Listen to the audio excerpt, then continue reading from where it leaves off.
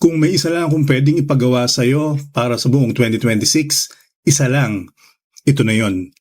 Hindi ito tungkol sa paggawa ng komplikadong budget. Hindi ito tungkol sa paghahanap ng bagong side hustle. At lalong hindi ito yung disiplina na pilit at laging nauuwi sa pagkabigo. Ito ay isang tahimik na habit. Pero kapag sinimulan mo ngayon, babaguhin ito kung paano ka mag-isip, gumastos at mag-ipon sa buong taon. At ang pinakamaganda, kahit maliit ang sweldo mo o kahit baon ka pa sa utang ngayon, kayang-kaya mo itong gawin. Sa video na to, ipapakita ko sa iyo kung ano ang habit na yon, bakit ito ang missing piece sa finances mo, at paano mo ito sisimulan, hindi next month, hindi pag-angat ng sweldo, kundi ngayon. Ito pa rin ang The Brown Investor, simulan na natin. Para sa kaalaman lamang, hindi personal na payong pinansyal. Affiliate products in the shelf below. Bago ko sabihin kung ano ang habit na yon, linawin muna natin ang isang bagay.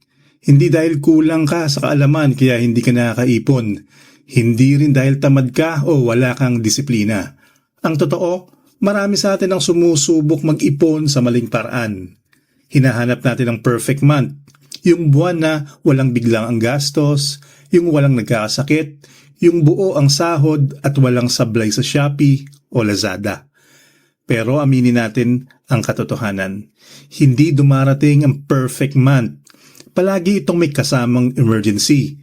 May biglang binyag, may masisirang gamit, o may sale na mahirap tanggihan. At habang hinihintay mo yung araw na magkakaroon ka ng extra, paulit-ulit kang bumabalik sa zero. Pagod, frustrated at pakiramdam mo wala kang nararating. Kaya ang habit na pag-uusapan natin ngayon ay hindi tungkol sa kung gaano kalaki ang kaya mong itabi. Hindi rin ito tungkol sa bilis kung gaano mo mapapalago ang pera mo. Hindi ito karera. Ka-investor, ito ay tungkol sa una mong ginagawa sa pera mo sa sandaling mahawakan mo ito, bago pa ito mahila ng kuryente, bago pa makuha ng renta, at bago mo pa bulagin ang sarili mo sa katagang deserve ko to dahil sa pagod mo sa trabaho. Dahil ang pera ka-investor ay walang sariling isip, sumusunod lang ito sa desisyon mo, kung ano ang inuuna mo sa listahan mo. Doon kusa at mabilis na napupunta ang bawat piso mo. Kapag mali ang naging unang galaw mo sa sahod mo, kahit gaano ka pa magtipid sa huli, kahit mag-instant noodles ka pa sa huling linggo ng buwan, lagi at lagi kang mauubusan. May iwan kang nagtatanong kung saan ba napunta ang pinaghirapan mo. Pero kapag tinama mo ang unang galaw, kahit nagsisimula ka lang sa maliit na halaga, may mahiwagang nangyayari. Nagkakaroon ka ng kontrol. Hindi na ikaw ang sumusunod sa pera. Ang pera na ang sumusunod sa iyo. At sa bawat buwan na ginagawa mo ito, nabubuo ang kumpiyansa mo na kaya mo palang magkaroon ng natitira anuman ang mangyari. At eto na ang habit na yon. Ang sikretong matagal nang ginagawa ng mayayaman pero madalas nating makalimutan. Pay yourself first. Huwag mong hintayin na magkaroon ng sobra sa katapusan ng buwan.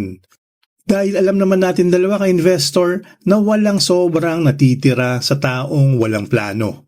Huwag mong hintayin na maging okay na ang lahat o maging maluwag ang bayarin bago ka mag-ipon. Gawin mo ito sa mismong sandali na pumasok ang pera sa bank account mo.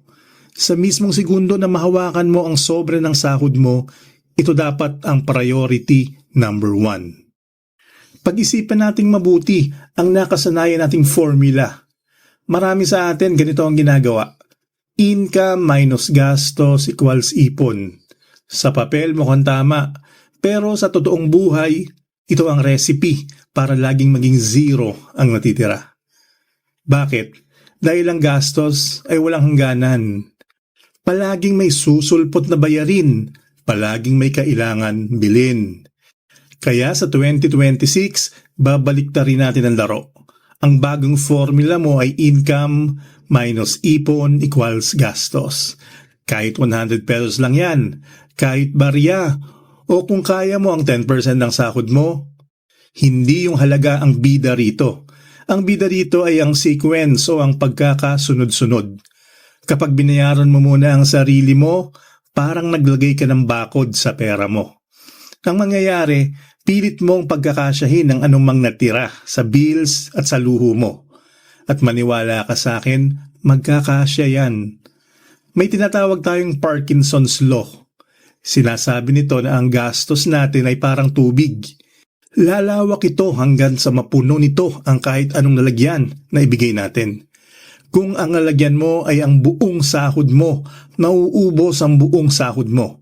Pero kung liliitan mo ang lalagyan ng gastos mo dahil kinuha mo na ang para sa kinabukasan mo, kusa kang magiging matalino at creative kung paano mabubuhay ng sapat at masaya sa natira.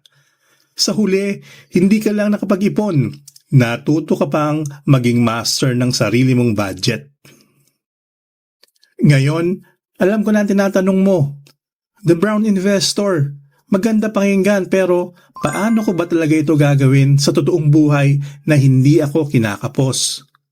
Narito ang 3 konkretong hakbang na pwede mong simulan ngayong araw. Una, ang The Automatic Move. Sa panahon natin ngayon, hindi mo na kailangan umasa sa willpower o lakas ng loob. Kung may digital bank ka, gaya ng Maya o GoTime o kahit anong traditional bank, gamitin mo ang kanilang auto transfer or scheduled transfer feature. Iset mo ito sa mismong araw ng sahod mo. Ang goal dito ay maalis ang pera sa paningin mo bago pa ito maging gastos. Kapag hindi mo nakikita ang pera, hindi mo ito mamimiss. Ginagawa nating automatic ang success para hindi ka na mapagod mag-isip kung mag-iipon ka ba o hindi. Pangalawa, ang The 1% Rule. Marami ang sumusuko agad dahil gusto nila 20% o 30% agad ang itatabi. Kung baon ka sa utang o saktong-sakto lang ang sahod, huwag kang mag-overwhelm. Magsimula ka sa 1%. Kung ang sahod mo ay 20,000 pesos, ang 1% ay 200 pesos lang. Kayang-kaya mong mabuhay nang wala yung 200 pesos na yan. Tandaan mo, ang goal natin sa 2026 ay hindi agad ang maging milyonaryo, kundi ang mabuo ang habit. Kapag nasanay ang utak mo na laging may natitira, doon mo na unti-unting itataas ang percentage hanggang sa maging 5, 10 o 20% na ito. Pangatlo, ang The Invisible Barrier. Kailangan mong protektahan ang pera mo mula sa pinakamatinding kalaban nito, ang sarili mo. Ilagay mo ang inipon mo sa isang account na walang ATM card, walang online transfer na madali, o yung mahirap i-withdraw. Kung kailangan dumuan ka pa sa maraming verification o kailangan pumunta pa sa bangko para lang makuha yan, mas mapapaisip ka kung kailangan mo ba talaga yung pera. Gawin mong mahirap ang paggastos at gawing madali ang pag-iipon. Tandaan mo ka-investor, ang pag-iipon ay hindi tungkol sa pagpaparusa sa sarili o pagiging kuripot. Ito ay tungkol sa pagrespeto sa sarili mong pagod at oras. Isipin mo ito, masipag kang nagtatrabaho pero bawat payday, binabayaran mo Meralco, binabayaran mo ang landlord, binabayaran mo ang grocery, at binabayaran mo pati ang Netflix. Lahat sila, nabayaran mo na. Pero ang tanong, kailan mo babayaran ang sarili mo? Huwag mong hayaan na ikaw ang huli sa listahan ng mga taong pinapahalagahan mo. 2026 na. Huwag mo nang hintayin ang perfect month dahil hindi yan darating. Ang tanging paraan para hindi ka na muling maubusan ng pera ay ang siguraduhin na bawat sahod na darating, ikaw ang laging nauuna. Subukan mo ito sa susunod mong payslip. Isang habit lang. At tingnan mo kung paano magbabago ang pakiramdam mo tuwing katapusan. Mula sa kaba, patungo sa kapanatagan. Kung seryoso ka na baguhin ang financial story mo ngayong taon, i-comment mo sa baba ang Pay Myself First. Sa pag-comment mo, hindi lang ito basta isang salita. Isa itong commitment sa sarili mo at sa pangarap mo. Babasahin ko ang bawat comment nyo at sasagutin ko ang mga tanong nyo. Huwag mong kalimutan i-like ang video na ito at mag-subscribe para laging updated sa ating journey dito sa The Brown Investor.